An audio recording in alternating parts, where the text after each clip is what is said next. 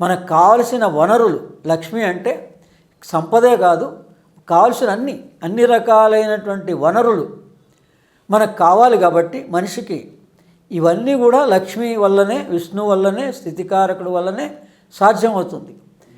అందుకని ఈ మంత్రాన్ని కమలే కమలాలయే ప్రసీద ప్రసీద, ప్రసీద ప్రసీద అంటే అనుగ్రహించు, నాకు ఈ చక్రాలని వికసింపచెయ్యి, వీటిని అనుసంధానం చెయ్యి, సమత్వం కలిగించు.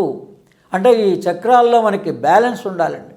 అందుకని మన చక్రాల్లో, గ్లాండ్స్లో ఈ బ్యాలెన్స్ తప్పితేనే, ఒక మిల్లీగ్రామ్ తేడా వస్తేనే మనకి ఈ రోగాలు కానీ ఇవన్నీ వస్తున్నాయి.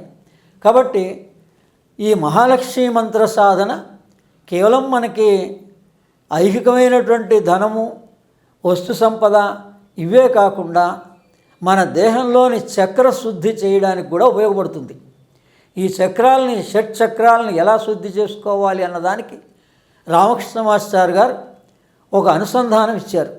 ఏంటంటే 2 సార్లు గాయత్రి మంత్రాన్ని, 2 మాలలు గాయత్రి మంత్రాన్ని, 5 మాలలు మహాలక్ష్మి మంత్రాన్ని గనక ఎవరైతే 40 రోజులు ఆచరిస్తారో వాళ్ళకి చక్రశుద్ధి జరుగుతుంది అని చెప్పారు.